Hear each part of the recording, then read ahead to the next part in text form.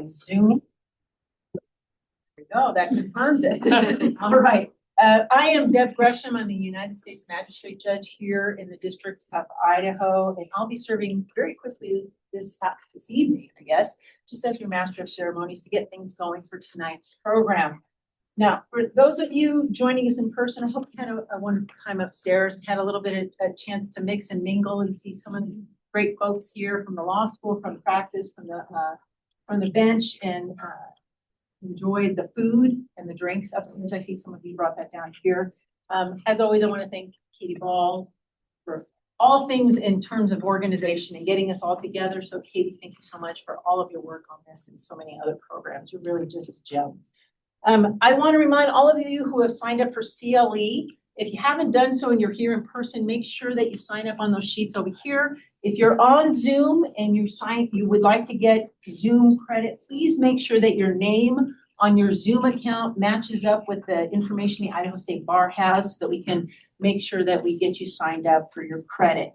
And one other note to those on Zoom, today we're going to be having, our featured speaker is going to be using some slides. So if you'd like to look at those slides and see him at the same time, make sure you're on speaker view in terms of Zoom. That is what I've been told. I can't give you any more tech advice. That's as far as it goes, but hopefully that makes sense to all of you. Now, what's really important and what I'm really here to do is to make sure that we thank each of our amazing sponsors that we have for today's program. We have the District Court for the District of Idaho, the 9th Judicial Circuit Historical Society, the University of Idaho College of Law, the Federal Bar Association, Idaho Chapter, and of course the Idaho Legal History section of the Idaho State Bar. We all want to thank them, and they all want to welcome you to today's program, which is really a kickoff to the 9th Judicial Circuit Historical Society's Fearless Legal Leader programs, a series of programs they hope to produce throughout the circuit in the coming year. Now, because this is the first time in a long time that the society has been in Idaho, I want to introduce Johanna Hartwig, who's the executive director of the society, just to make a few remarks to kind of introduce you to the society before we get going. Great. Thank you, Judge Grasham. I so appreciate it.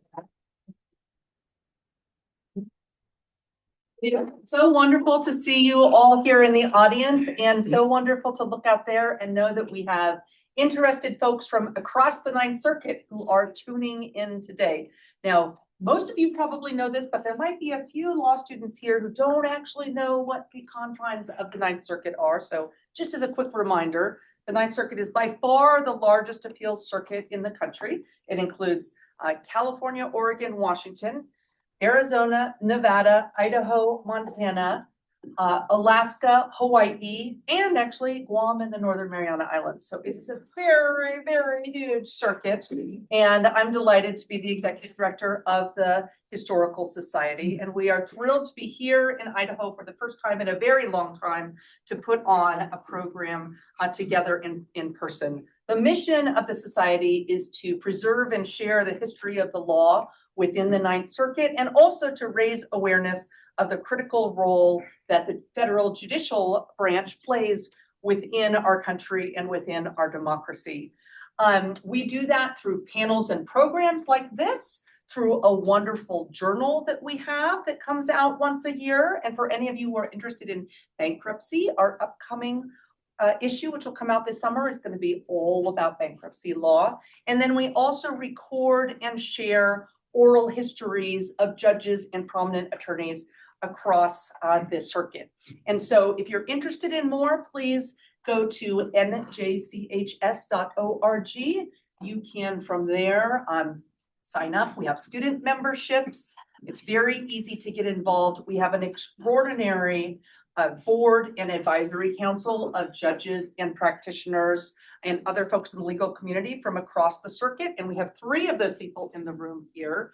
Judge Grasham is on our board, Professor Katie Ball, and then also Clerk of Court Steve Kenyon. And so you can always ask them as well about what the society's work is that we do. So we are so pleased to be here collaborating, so pleased to be in Idaho, and want to give a very special thank you to the law school for welcoming us here. Thanks so much.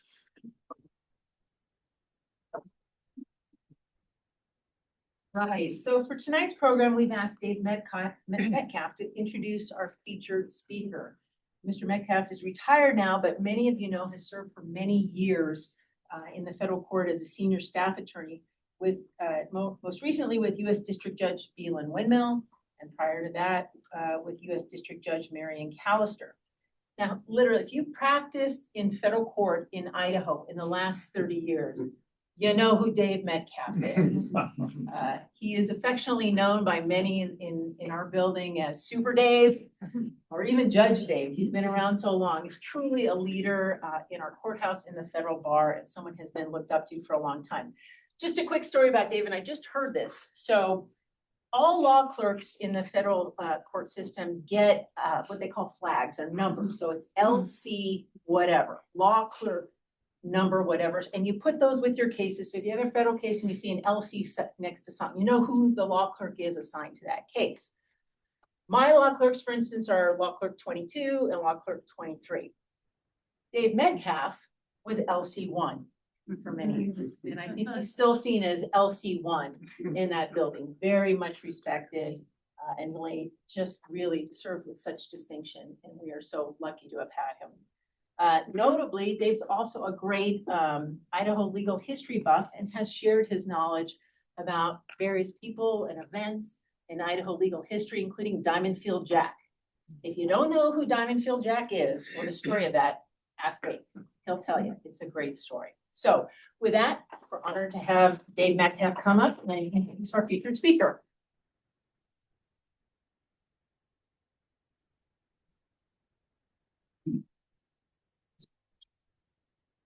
Well, it is an honor, a real honor to be introducing Dave Nevin. You've probably seen his bio. I don't know if it was handed out tonight, but it's available on his website, his law firm. You can read it. Set aside some time. You'll read it. It's lengthy. In fact, as I was reading through it in preparation for this, I thought, there's the achievements of 2 lifetimes in that. And so it's pretty obvious that he has been cloned. And no other way. But I'm not going to repeat everything in that bio. You can go read it. I'm just going to touch on a few highlights. The friendship that Dave and I had began in 1979. And we were both clerking at the Idaho Supreme Court. And we lived together for a time. And then later in our careers, I was at the federal court. And Dave was trying the Ruby Ridge case with the legendary trial attorney, Gerry Spence. And then a little bit later, he was trying Sami al-Hussein in our federal court. And I dropped everything to sit in those trials and take notes and watch what Dave was doing in trial. Day after day, I let my work so I could watch him. And it was akin to an art student watching Monet paint, right? Or an architecture student watching Frank Lloyd Wright design. He was a master at work in that trial. And I've got some great notes, but to distill them down, his questioning of a witness, say on cross-exam, was polite, very precise, but I would also say very dogged and very tenacious. He was relentless in getting out what he needed to get. And the witness very quickly came to realize this is not a polite cross-exam. In his courtroom demeanor, he was very controlled, very logical. And you know, a courtroom is a cauldron of emotion and at times chaos. And he always had this persona of being in control. I noticed at one point in the Ruby Ridge case that when something would happen with a witness, the jurors would look at Dave. Like, now, of course, he was a good counsel in a trial. He was not making facial expressions or doing anything of the sort. But the trial was starting to run through him. And yet his co-counsel was this amazing, legendary Gerry Spence. But the jurors were looking at him when something would happen on the witness stand. That was really interesting to me. He rarely raises his voice. So when he does, people take notice. Very effective and powerful when he does. One client of Dave's, who was indicted on criminal charges, himself a very nationally recognized trial attorney, represented both by Dave and Gerry Spence, said this about Dave and Spence. Gerry is a more all-consuming, larger-than-life trial attorney, but Nevin dissects people without them realizing they've been dissected. He's a velvet ship. I thought you gotta get that trademark. Velvet ship. He's represented some people that have just been charged with heinous crimes, representing the alleged mastermind of 9/11, representing a man accused of operating a terrorist sleeper cell out of the University of Idaho, representing an employer who knowingly was charged with sending his employees into a huge tank contaminated with cyanide, representing Kevin Harris, who was accused of shooting and killing a highly decorated United States Marshal, representing as well a man on death row accused of killing and dismembering his victims. All of these individuals have in our rule of law a presumption of innocence, which is, in commonplace terms, rests on a generosity of spirit which assumes the best, not the worst, of strangers. Dave has spent his career representing strangers, those that society would deem, just looking at the charges, as being dangerous and loathsome. This presumption of innocence is not self-executing. It requires someone to represent the stranger. And he has searched the back roads, the back alleys of Karachi, Pakistan, for a helpful witness for one of his clients. He's made countless trips to Guantanamo Bay over 17 years or longer to represent that client. Throughout human history, there's been something about human nature that makes it easy sometimes for us to think the worst of the stranger, to dispense with due process, to move quickly from indictment to punishment. And our system requires somebody to stand up and to say halt. And as the lynch mob is getting ready with the hanging rope to gallop off and hang somebody from the nearest tree, to say halt. We're not doing that. We're going to go through the process here. And Dave has been that person through all these years who has done that. At this point, and I'll finish with this, I want to just finish with a personal anecdote, because Dave was an advocate for me years ago in a different sort of way. I didn't have to pay him,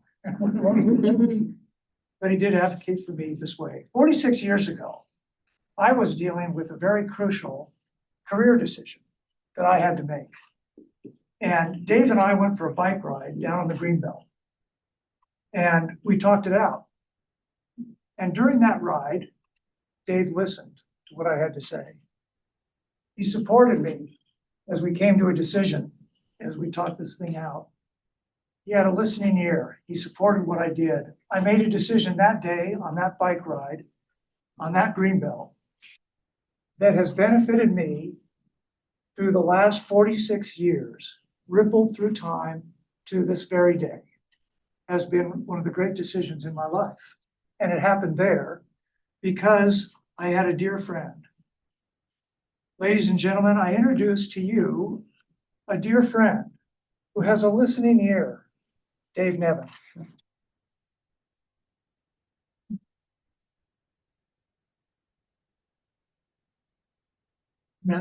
Thank you.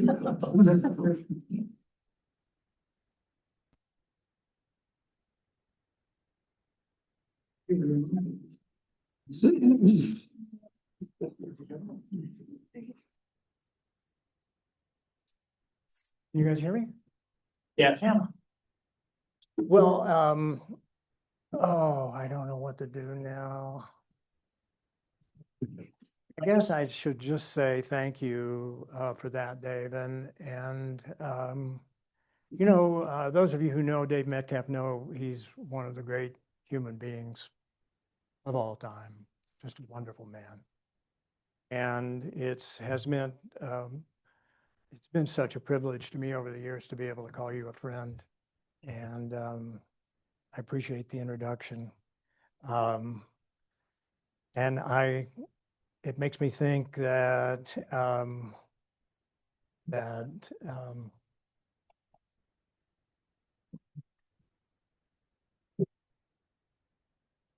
privilege. So thanks, man. I want to talk a little bit about what we need or what we might want to do with our one precious life. And I'm sure many of you are familiar with this language, this quotation from A Man for All Seasons by Robert Bolt.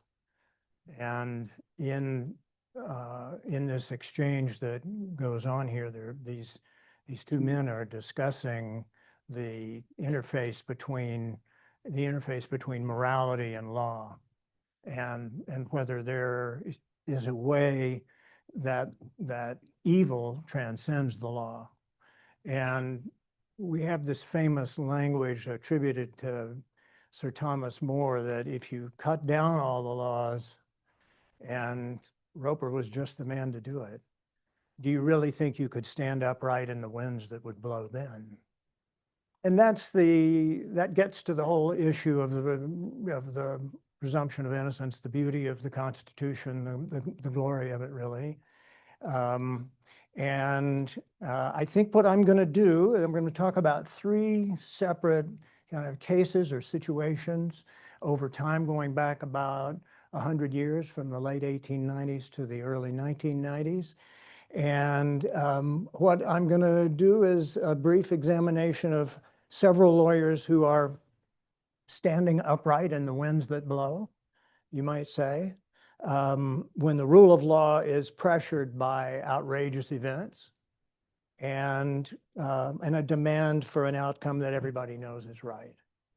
And in doing it, these lawyers risked, really, they risked everything. They risked their reputations, their livelihoods, even their freedom, and even to some extent, their lives. So let's go back to December 30th of 1905.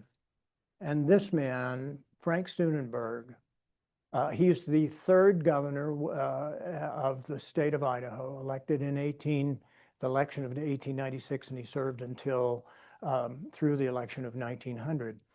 And he's coming home to his house in Caldwell at the corner of Dearborn and 16th that evening at the end of the day. He opens that gate, and pretty soon, and the picture's not as clear as it would like to be, but a bomb goes off and destroys the gate and destroys the man as well. And former Governor Steunenberg, is assassinated on December 30th of 1905, 5 years after he's left the governorship. Well, suspicion immediately centers on a guy by the name of Harry Orchard. And the reason that the suspicion centers on Orchard is that he is thought to be connected with the Western Federation of Miners. And Steunenberg, after getting elected, goes to the Coeur d'Alene to deal with labor trouble there. And in 1899, arrests miners en masse and puts them in bullpens. And ironically, the Western Federation of Miners had supported Steunenberg in the 1896 election. And so, of course, they were furious that he had declared martial law and arrested them en masse. And so Harry Orchard is a guy who's been hanging around Caldwell since September. And Orchard is said to be a sheep buyer, but he never bought any sheep. And when they arrest him, They find bomb making equipment. They find some fishing line maybe to be used as a trigger from far away to make to have the bomb go off at just the right time, and a sawed-off shotgun. And so now we enter the great Pinkerton detective James McParland, and McParland is steely, steadfast lawman who is said to be able to wring a confession out of just about anybody. And he directs that Harry Orchard be placed on Idaho's death row, on the state penitentiary's death row, even though he hasn't been convicted of anything. But Orchard's all by himself. He's been told that these proceedings are going to result in his death, in his execution. And he soon confesses, gives a long confession to McParland, and implicates these men who were the leaders of the Western Federation of Miners. George Pettibone on the left, William Big Bill Haywood standing in the center, and Charles Moyer seated on the right. Haywood lost his right eye in a childhood accident. And in all the pictures that you see of him, at least the ones that he was able to control, he's always turned like this so that only his good eye is facing the camera. Well, here's the problem. These three guys are in Denver, which is where the headquarters of the Western Federation of Miners is. And the trial is going to take place in Boise, Idaho. And so how do you get them from Denver to Idaho? And what McParland came up with was he and a bunch of other operatives go to Denver in February of 1906. And they arrive on a Thursday. They wait around until Saturday night at 11:30 when all the courts are closed and we don't have to fiddle around with any of those pesky writs of habeas corpus. And then they kidnap all three of these guys, bundle them onto a train. The Union Pacific tracks have been cleared so that there won't be any Butch Cassidy and the Sundance Kid activity of stopping the train and freeing these three guys. And they whisk them off in the dead of night to Boise. And they, of course, promptly get placed on death row as well. And now they appeal their kidnapping. The appeal goes all the way to the United States Supreme Court. And the Supreme Court says, well, yes, we concede that the arrests and the kidnapping took place without proper probable cause. The warrant of extradition signed by Governor Gooding of Idaho was false in a number of respects. And the U.S. Supreme Court acknowledges that. And they say, nonetheless, that doesn't deprive the Idaho court of jurisdiction. And so your appeal, is denied. And that's the case of Pettibone versus Nichols. It's still good law today, as Mr. and Mrs. Nicholas Maduro will testify. And so now what happens is that the Western Federation of Miners summons this man, Chicago lawyer Clarence Darrow, and they bring him to Denver, and they tell him, we want you to take this case. And Darrow he had just turned 50. He still had ahead of him Leopold and Loeb and his square off with William Jennings Bryan in the Scopes monkey trial. He still had ahead of him general recognition of being the greatest trial lawyer in the history of trial lawyers. And so he comes to Boise now. And I think it's hard to overestimate. It's hard maybe even to really imagine how long the odds were against him. First of all, there was this man James Hawley, who was going to be one of the prosecutors. And Hawley, and this is and I would say Dave Leroy kindly met with me to talk about this this presentation, and he provided me with this copy and with another thing I'm going to show you shortly. That's kind of fun, but Hawley was the sagebrush lawyer, and he had been practicing for 35 years. That the little sign there, I don't know if you can see it or not, on that tent says Hawley and Puckett. And so we're kind of back there where James Hawley began. And it was said, and I think, if I'm not mistaken, there's a big picture of this picture here in the reception area at Holly Troxel. Is that right? Yeah, still today. And I have to say, I wish we could have a picture like this at my law firm, so that, you know, when everybody walked in, they were like, holy moly, you would not want to tangle with this guy, right? I mean, and he did look the part of the tough trial lawyer. And I think it's probably fair to say that the story was that he had tried 300 murder cases in his career. I think he probably knew, Idaho juries maybe better than anybody before or since. A pretty remarkable guy.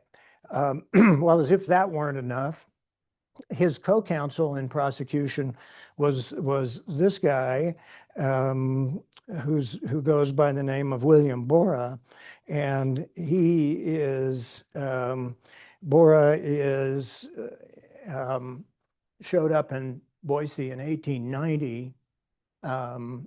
He had been living in Lyons, Kansas, and he decided he was tired of living in that little town, and he wanted to head west.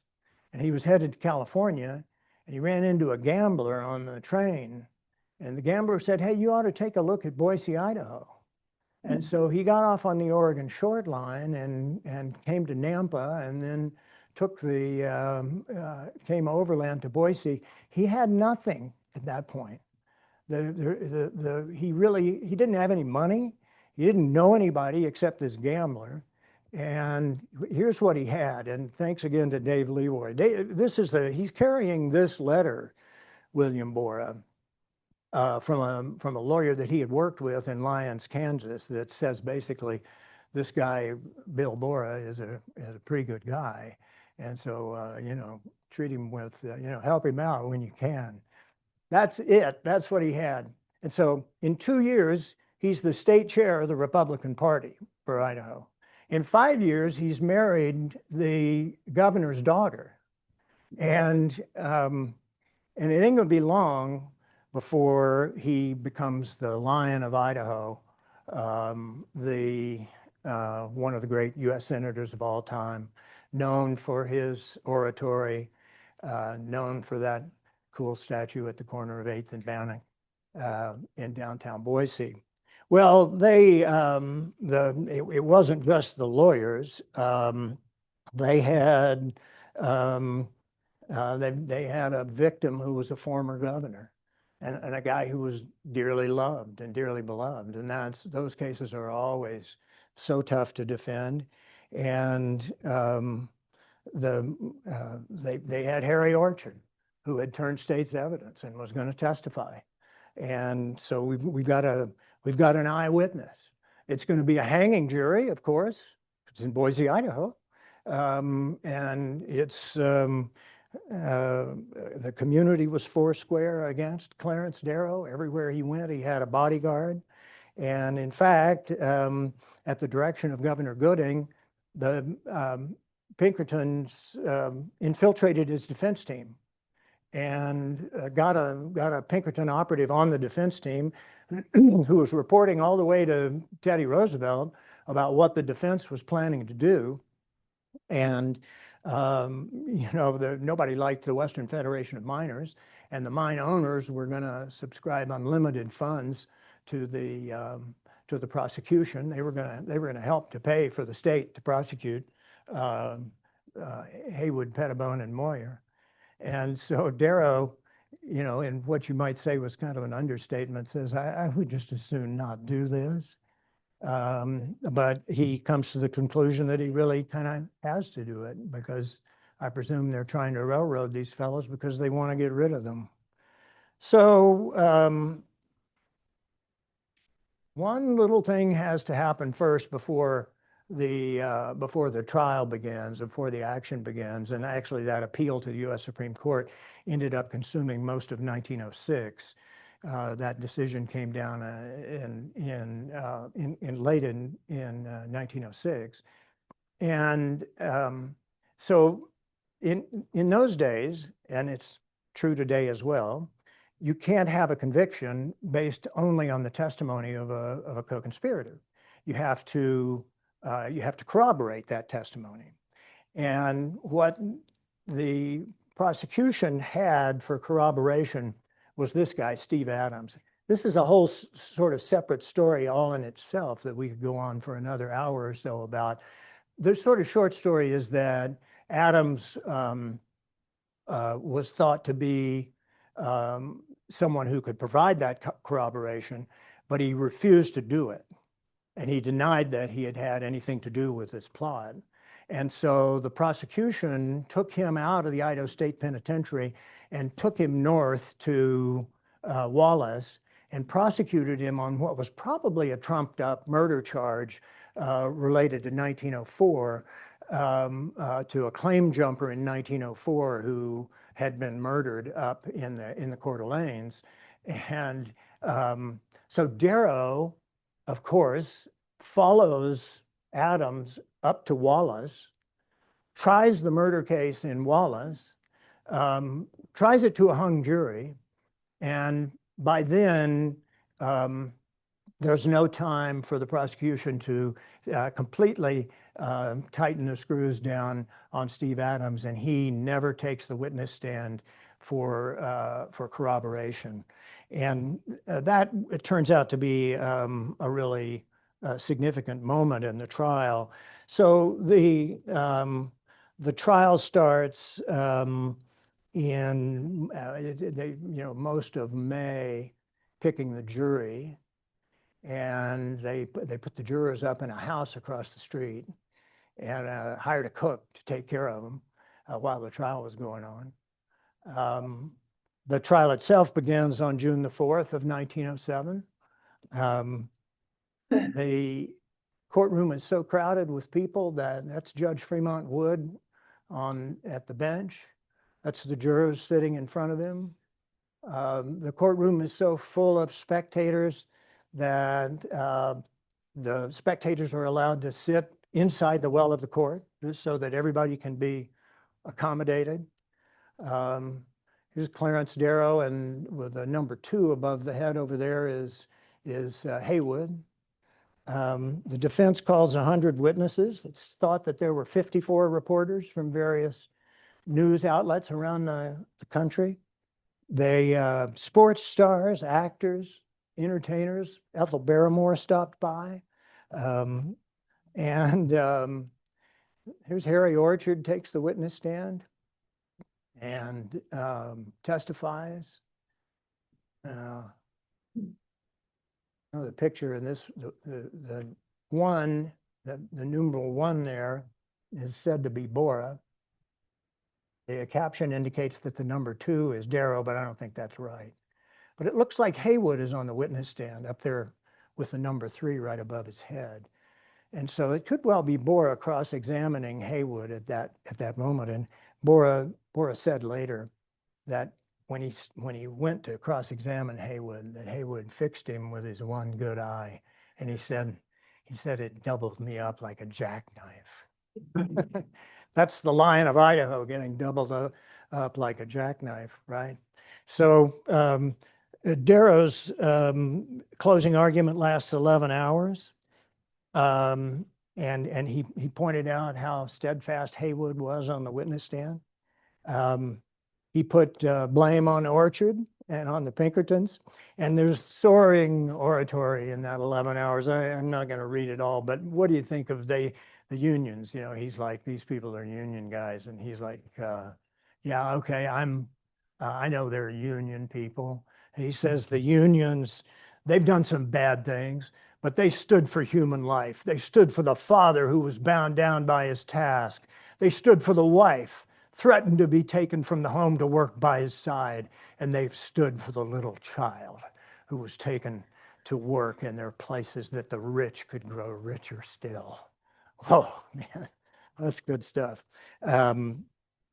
Yeah, so the jury gets the case at 6:40, sorry, at 11 in the morning on a Saturday.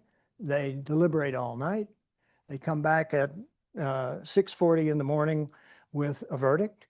And it is said that Darrow puts his arm around Haywood and says, "Brother, get ready for the worst."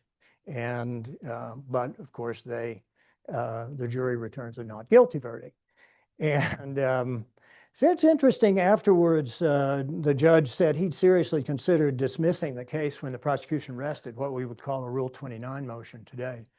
And but he didn't do it because Darrow at the last minute put his former law partner on the defense team. And the judge said, I was afraid that if I granted the motion to dismiss at the close of the government's case, that it would look like favoritism. So he didn't. He denied the motion. Pettibone was also tried for murder later in 1907, also defended by Darrow. This time, Orchard didn't do so well on cross-examination because instead of Darrow's co-counsel cross-examining, Darrow himself cross-examined Orchard. And they said, the reporters said, that he caused the jury to turn from Orchard as they would from the carcass of a dead animal. That's a pretty good cross-examination, right? So Pettibone was also acquitted in less time than it took to acquit Haywood. And then they just dropped the charge against Moyer. So here we go. Darrow rolls into Boise, defends 3 murder cases, wins them all, and takes a case to the United States Supreme Court, which, you know, he loses, but still, that's pretty good. That's a pretty good year's work, really, when you think about it. Haywood becomes the leader of the Western Federation of Miners. And then he gets prosecuted again for urging a strike in a war-sensitive industry. And while he's out on bond pending appeal, it's convicted. While he's out on bond pending appeal, he flees to Russia. And he takes up with John Reed and you know, dies in Russia actually, and half of his ashes are buried in Red Square. Harry Orchard spent the rest of his life in jail, died in the Idaho State Penitentiary in 1958. Belle Steunenberg, Governor Frank Steunenberg's widow, visited Orchard every week until she died. Okay, let's jump forward 35 years. You got an outrage, Pearl Harbor, December 7, 1941. You got a date that will live in infamy.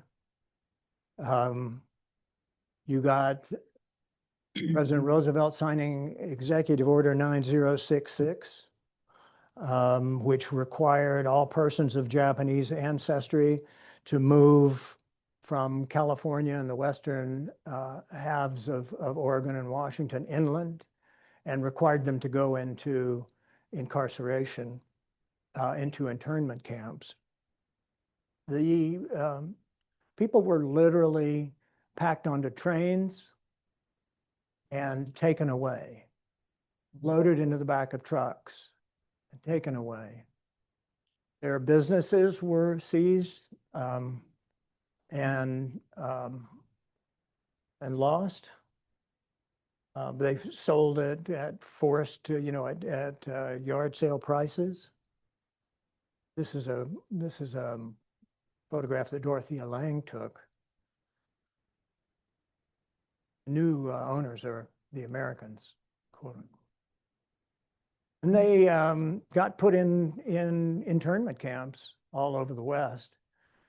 This is a photograph that Ansel Adams took of Manzanar, if I'm not mistaken.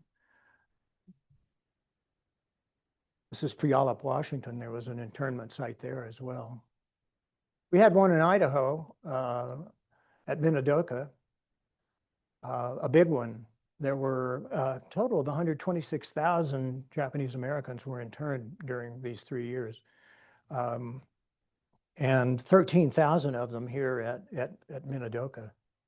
See it all kind of curved around the river there. Well, it's a national monument now. The memories of it. Go there if you wonder who was held at Minidoka. Here's not a bad representative. This is Joseph and Marianne Sakamoto on their age 80, each of them on their golden wedding anniversary, December 11th, 1943 at the Minidoka internment camp. They came to the United States from Japan in 1894. He was a vegetable seller in Seattle. But those are the kind of people that were interned there. To get an idea of how strong the feeling was, I mean, it's really hard to imagine what Japanese Americans and anybody who took their part were up against. There was hysteria after Pearl Harbor, of course, but it had existed long before that. Japanese immigrants were not allowed to become naturalized citizens. Ultimately, in the Immigration Act of 1924, they put a stop to, as a practical matter, put a stop to further immigration from Japan. This is a slide, to me, illustrates, knowing what I know about the ACLU.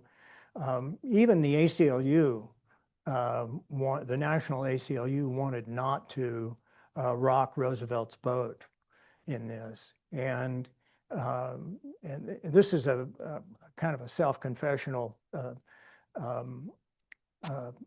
entry on their website, on the national ACLU's website, because they did lose their way and then found it again.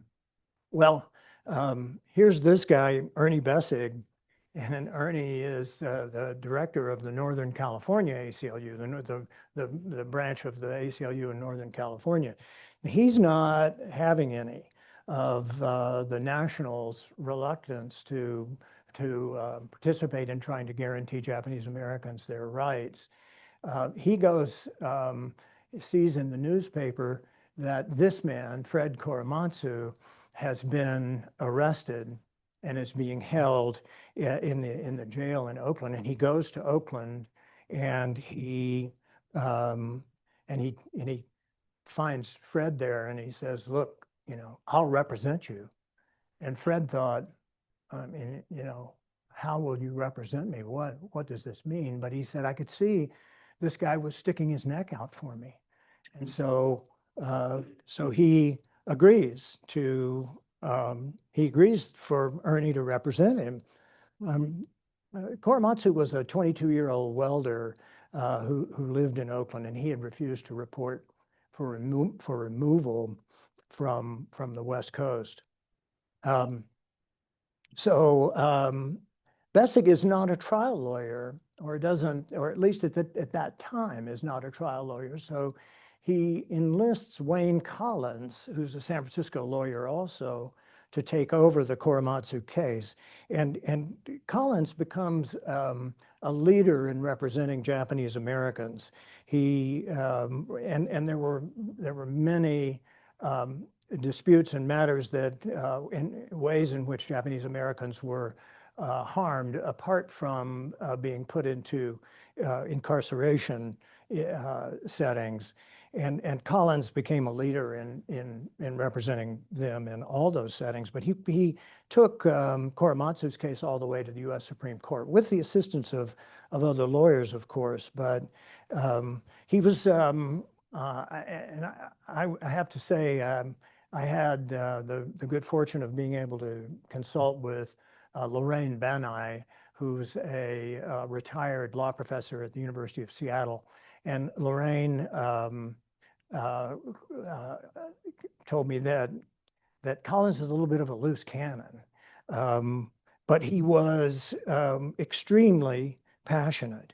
And in fact, he says before the U.S. Supreme Court in the Korematsu case, the only act resembling this was committed by Adolf Hitler, who penalized German citizens on the basis of their nationality.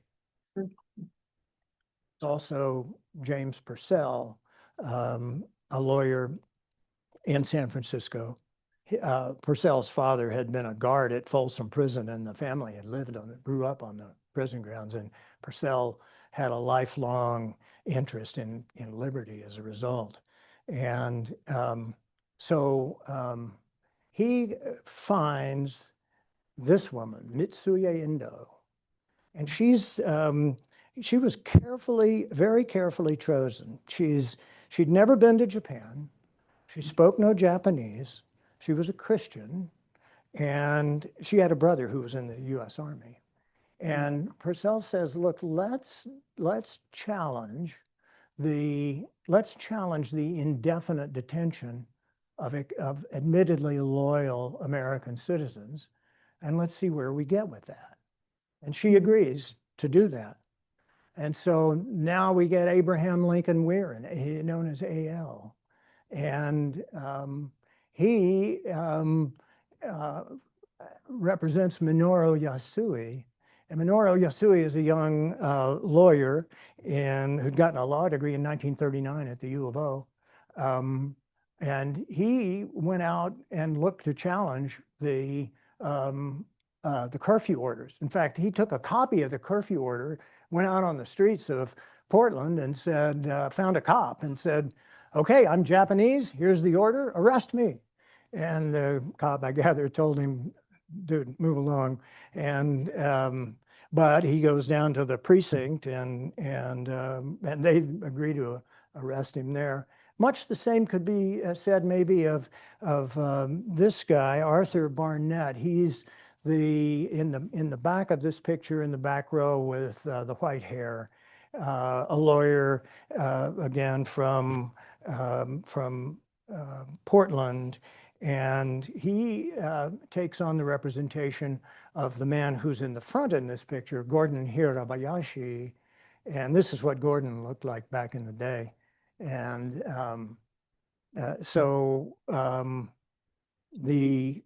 these four Japanese American defendants go to take their cases all the way to the United States Supreme Court. And so Hirabayashi and Yasui, the two in the middle, challenged the curfew order. And in the summer of 1943, the Supreme Court says, no problem. Curfew order is upheld. It's not a constitutional violation. A year and a half later, in Korematsu and Indo, the court issues opinions in those two cases on the same day in December of 1944. And in Korematsu's case, they say, there's no problem. It doesn't violate the Constitution for you Japanese Americans to be ordered into incarceration based solely on your race. And there's a strong dissent from three justices. And one of them is noteworthy to me. Justice Murphy says that the mass exclusion was the legalization of racism and violated the Equal Protection Clause of the 14th Amendment. And Justice Jackson of Nuremberg fame wrote that this decision in Korematsu lies about like a loaded weapon, ready for the hand of any authority that can bring forward a plausible claim of an urgent need. So on the same day, they decide ex parte Indo. And in ex parte Indo, they say it's not constitutional for loyal Japanese American citizens to be detained indefinitely. And those two decisions, Korematsu and Indo and Korematsu, are not reconcilable. They can't be reconciled. And so almost 40 years later, in 1983, there's the quote from Justice Jackson, lies about like a loaded weapon. Well, the Roosevelt administration was tipped off to how the Indo decision was going to come out. And so the day before, literally on December 17 of 1944, they bring the Japanese internment program to an end and everybody gets released. And so the whole thing becomes moot. 40 years later, 3 teams of lawyers bring writs of error coram nobis. And I'm sure some of you in the audience are coram nobis experts. But actually it's an extraordinary writ that, allows you to go back into long finished prosecutions and reopen them. And each of the 3 defendants who ended up with convictions had those convictions reversed 40 years later. I mentioned Professor Banai. She's the woman in the back row on the right in this picture.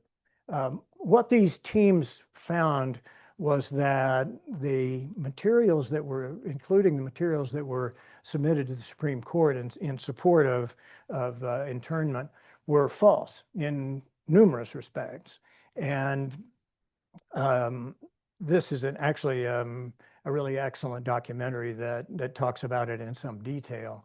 But they simply said things to the U.S. Supreme Court that the Roosevelt administration did, simply said things to the Supreme Court that were false, and materially false. And I mean, even J. Edgar Hoover confirmed that the FBI hadn't been able to find any evidence that Japanese Americans were disloyal or that they were signaling ships offshore. Well, what we also find during that period is that there were folks within the government who tried to stop that. This man, Edward Ennis, along with another lawyer in the Department of Justice, John Burling, tried to say to the Solicitor General, you can't do this. You're making a misrepresentation here. It's not right. Don't do it. And the Solicitor General overruled them. Well, the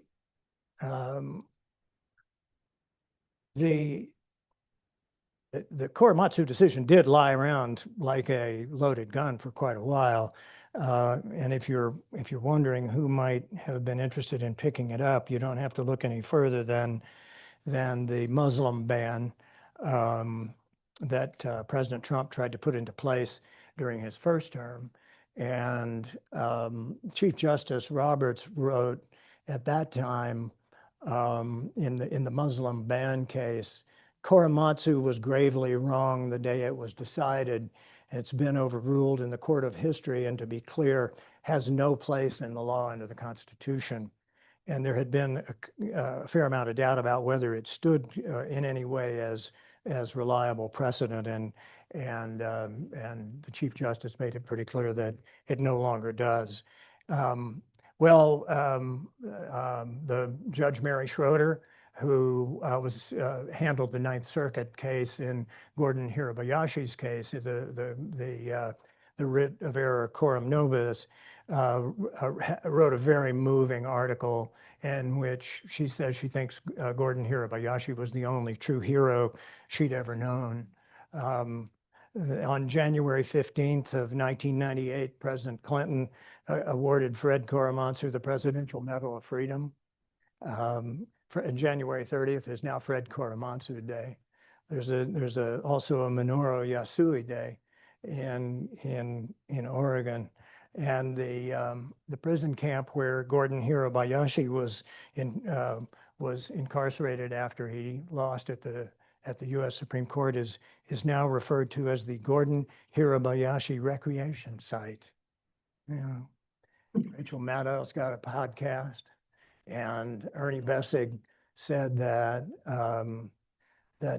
he represented a lot of people in tight spots over the years, but his he thought his most important case was one he lost, Fred Korematsu. So now we're detaining American citizens because they're brown or because they speak another language. We're shipping them off to foreign prisons. We're killing American citizens in the street while they're exercising their First Amendment rights. Goes around and comes around. Okay, now we jump ahead another 40 years, and we get to these folks.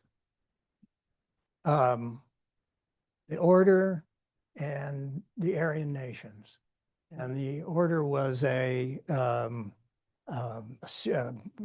white supremacist group focused on the West Coast, Portland, Seattle, serious neo-Nazi criminals. They murdered a talk show host in Denver in June of 1984. They hijacked several armored cars. Now there's a Jude Law put a stop to that in this movie, and various affiliates of the Order had settled in northern Idaho, in Hayden Lake, near Coeur d'Alene.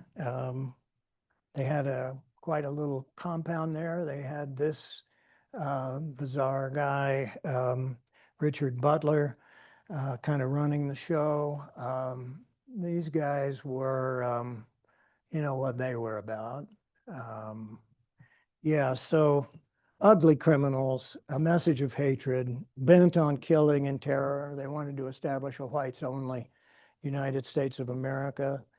Meanwhile, up in the mountains, even farther north, almost up to the Canadian border, lived Randy Weaver and his wife, Vicki. Randy's here depicted wearing a Just Say No to ZOG, which stands for Zionist Occupation Government.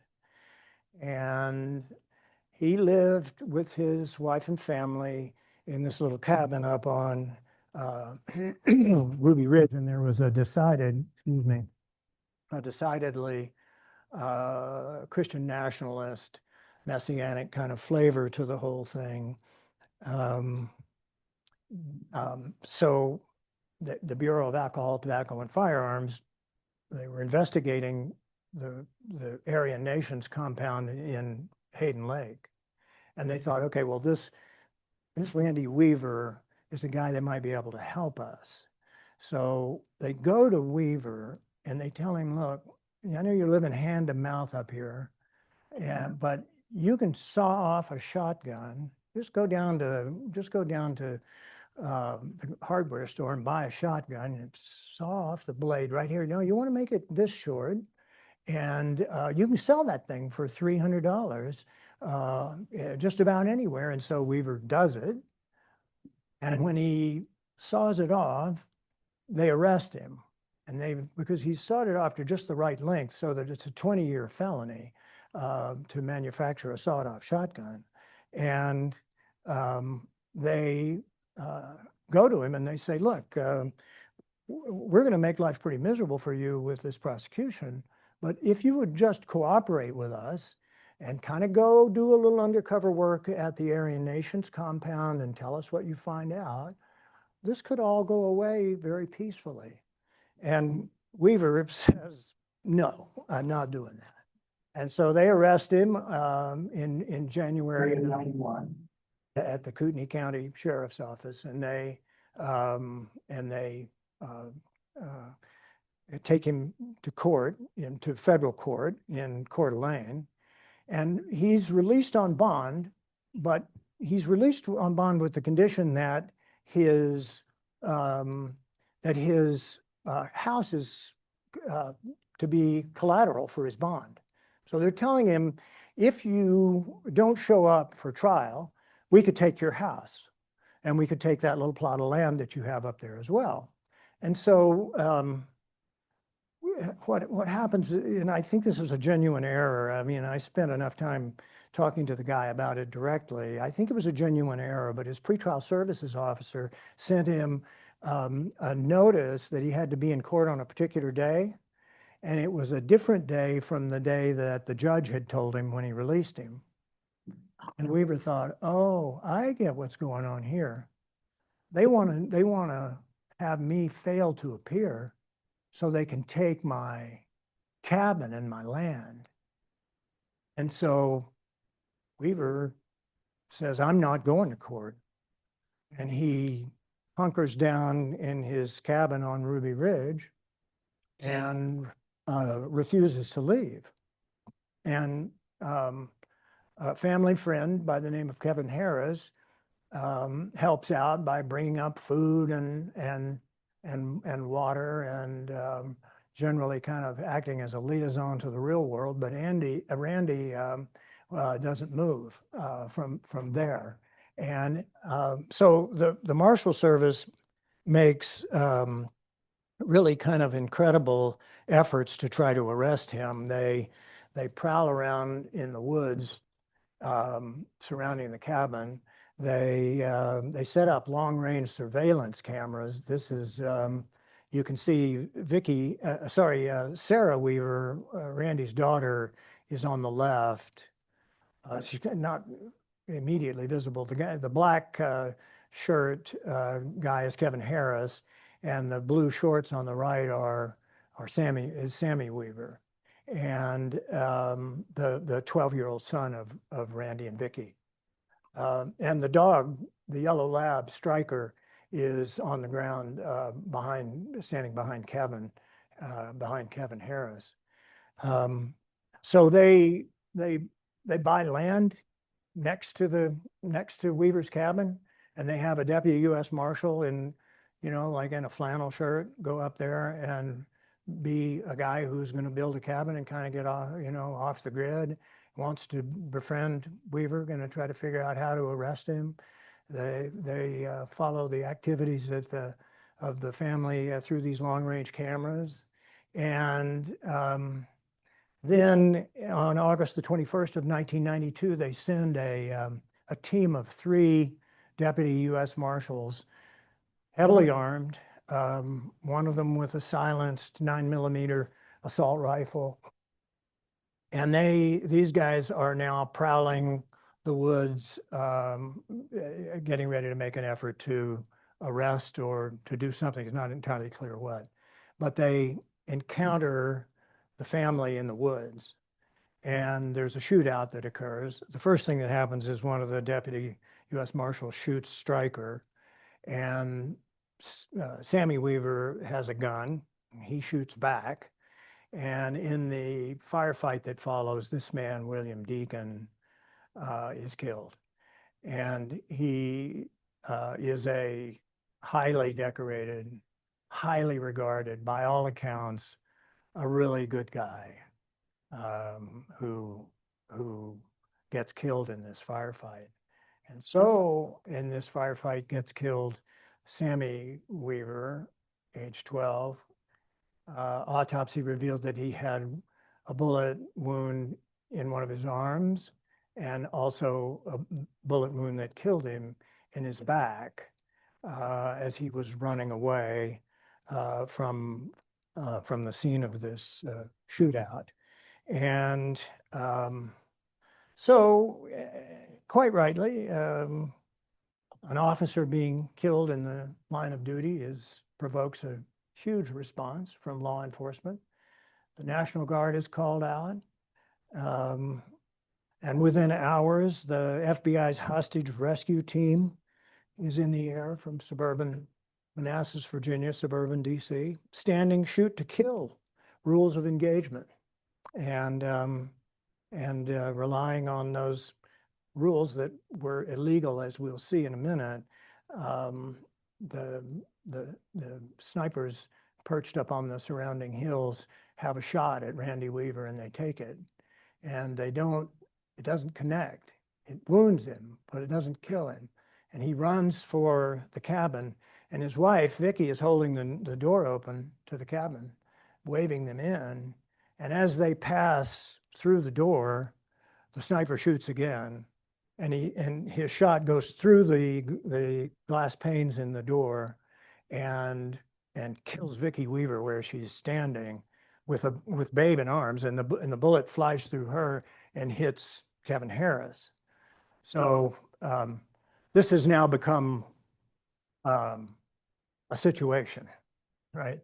And law enforcement everywhere, and so it's clear that there needs to be an end to this standoff. And the radio commentator Paul Harvey says, "Look, I'll fund Randy's defense if he'll just end the standoff." And now there steps into the picture this guy, Bo Greitz, who's running for president on the Patriot Party. Kind of a strange guy, but nonetheless with a vision. He goes to Gerry Spence and he says, "Look, I want you to do this case." And before, if you listen to what Spence says about it, he says, before I could even really say yes or no, he was broadcasting to the world that I was going to take the case. And so that's what he did. And you guys, we've talked some about Gerry Spence already, and truly a legendary, larger than life figure, the fringe wearing, cowboy hat wearing lawyer. Here he is defending Imelda Marcos in New York. And, you know, he graduated from law school in 1952 at the University of Wyoming, lived most of his life in Wyoming. And he's the author of 18 books about the law. And has tried cases all over the country. You've heard of them: Karen Silkwood, Imelda Marcos, Brandon Mayfield, more criminal cases that you can count, and never lost a case, never lost a criminal case. And I gave him a little bit of a hard time about this case because, well, I'll explain it in a second. But anyway, once he gets involved, Randy Weaver surrenders. And now, again, you have to really think about what Spence is facing when he steps into this case. You know, aside from a few local supporters, a lot of people really hated these guys, had a lot of disdain for them. They were racists at a time when racism wasn't really very fashionable. And they had a bunch of wacky ideas. All Randy had to do was go down and go to court, after all, which everybody else on the planet has to do. But he wouldn't do it. And why not? And most people, I think, assumed they were guilty of whatever they were charged with, and then some. And so, you know, you've got this, as I said, this highly decorated and highly regarded Deputy U.S. Marshal who dies in the process, and, you know, an all-out frontal assault from the U.S. Department of Justice, and, you know, and from local law enforcement as well. So the situation for Spence personally was really difficult. You know, his family members told him they didn't want him to do this case, and they hated the fact that he was going to do it. And I read a letter that Alan Hirschfeld, who was the former chairman and chief executive officer of Columbia Pictures and 20th Century Fox, and really, and a friend of Gerry's, wrote him, very eloquent, saying, don't do this. And Gerry wrote him back in pretty eloquent response as well, because, of course, as we know now, he did do it, and he did enter the defense. And so, you know, the prosecution was marked by many irregularities, and there was important exculpatory evidence. It was a Brady problem, if you know what that is, an obligation to turn over exculpatory evidence. The Department of Justice in Washington mailed it to the local prosecutor's fourth-class mail, hoping that it wouldn't arrive until after the trial was over. And the lead prosecutor was so torn by the demands, between the demands of the FBI and his obligation to the rule of law, that he had to withdraw partway through the trial. And shortly after the trial started, the 51-day siege of the Branch Davidian compound in Waco, Texas, hit the news.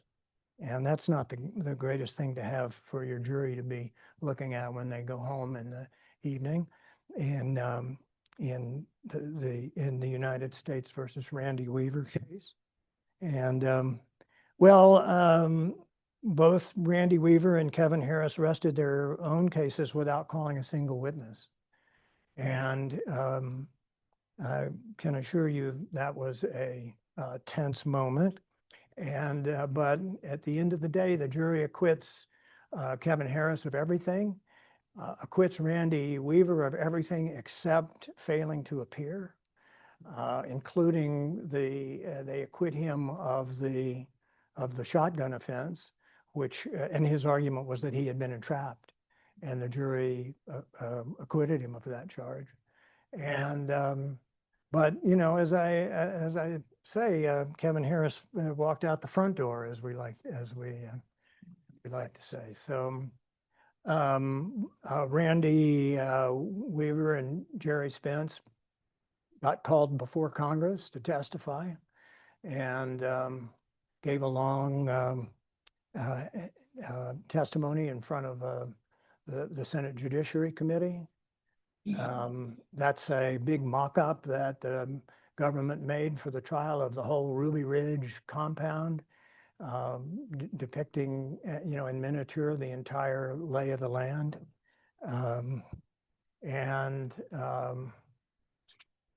Jess Walters, who's now a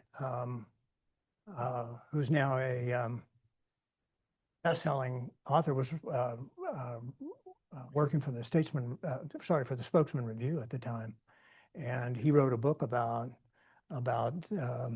the Ruby Ridge case. And of course, there have been a bajillion books and movies and TV series and podcasts and every other thing about that case in the years since. Those are the three stories that I wanted to tell you about. There's a little bit of an epilogue that follows, though, so stick with me for just another minute or two. I think, first of all, let me just say there are plenty of other cases that could have been discussed, not just these three. They gave me an hour, and so, I mean, you know, I bet we could have filled up. I'm not sure you would have liked it, but we could have probably filled up another several hours talking about lots of other cases. I think of Bill Mock and Mike Donnelly's defense of Claude Dallas.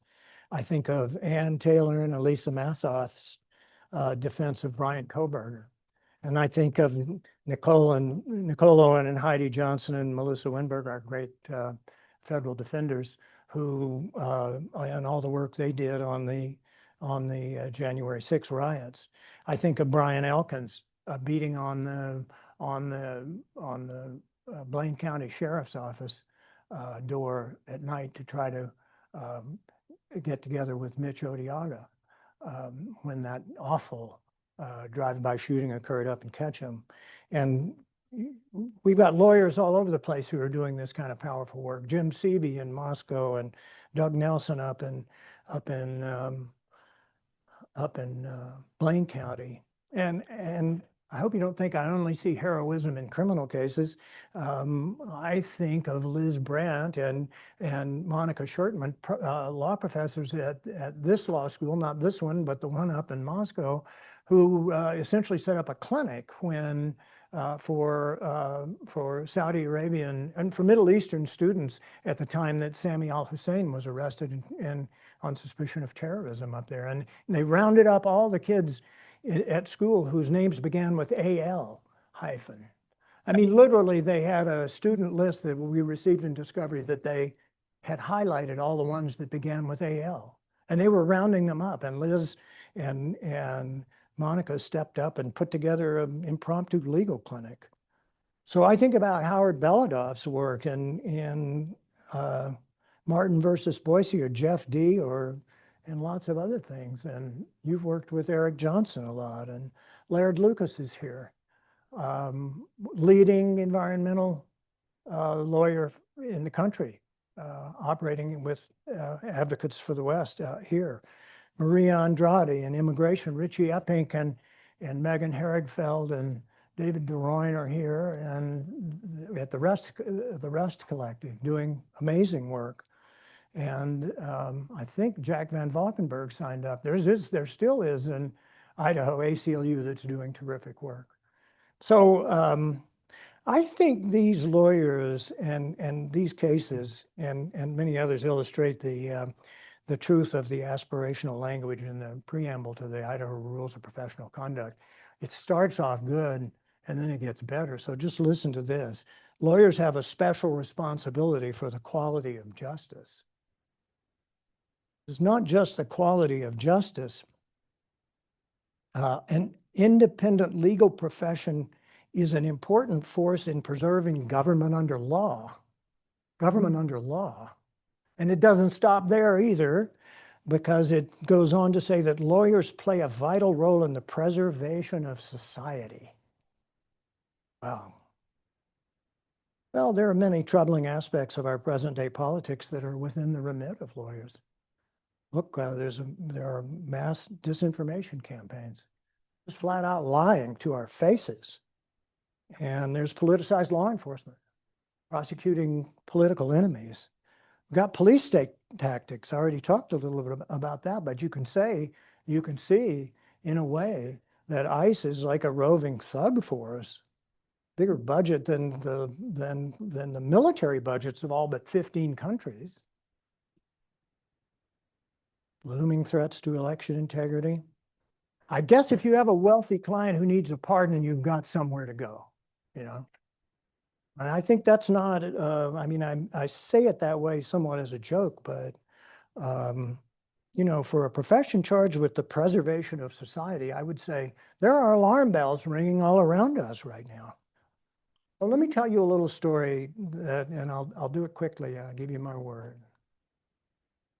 I had occasion in a case that I was, a subsequent case that I was working on, to attend a session of court at the Central Sessions Court in Karachi, Pakistan, right through those doors there on the left.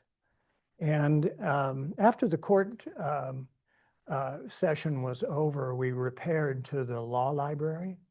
And so there were all these lawyers in the law library in their black ties and white shirts and black jackets.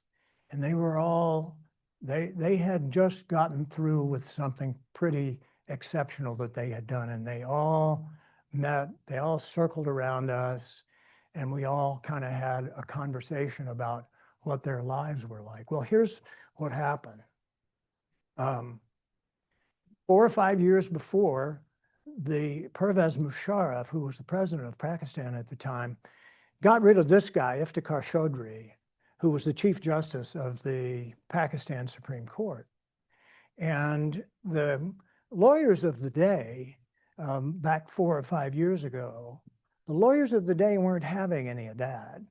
So they took to the streets, and they started off small, but they grew in proportion. And it went on for several years. And it involved blood as well as sweat and tears. And finally, it morphed into a big social movement. This is the Long Walk, the Pakistan Muslim League Long March of 15 March 2009. 2 days later, the Supreme Court justice is reinstated. And a year later, I'm sitting in a law library with these guys. So that's courage, right?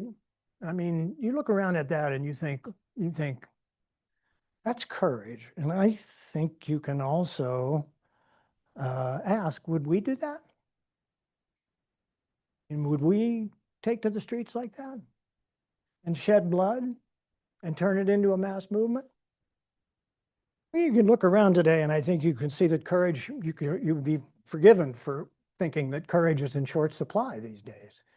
You've got law firms that are knuckling under. You've got universities that agree to do what the political people want them to do. You've got TV networks that say, oh, you don't want that guy on? No problem. We'll get rid of him. And, you know, Congress about the same way. So I will tell you, I don't tell lawyer jokes anymore. I read that the Chief Justice Roberts of the Supreme Court told a lawyer joke several years ago. It's clever. So it's a clever lawyer's joke. But I don't tell lawyer jokes. I'll tell you afterwards if you want to know. Just come talk to me. But you may know what I'm talking about. But it's but I don't tell them. I don't tell lawyer jokes anymore because, like I said, and I didn't name everybody that I think could have been named about people who have courage and who are taking tough stands and doing difficult work. I look around and I see people who care about justice and are willing to make a big sacrifice to get it. And I respect that hugely. I honor that. I mean, you know, what do you do? What do we do now? Well, I don't know. I don't know what your plans are for your one wild and precious life. I don't know what matters to you. I don't know what your skill set is. But I'm sure you'll figure it out. And really, just as John Cage said, you got to start somewhere. So start. Thanks, you guys.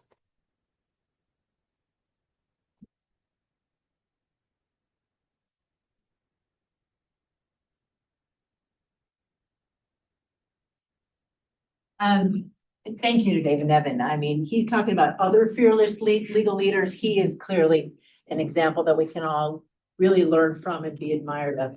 Thank you all for coming tonight. Thank you to all of our sponsors. Thank you for those online who stayed with us. It was just an amazing, hopefully inspiring talk that can make all of you strive to be a fearless legal leader too. So thank you and have a good night.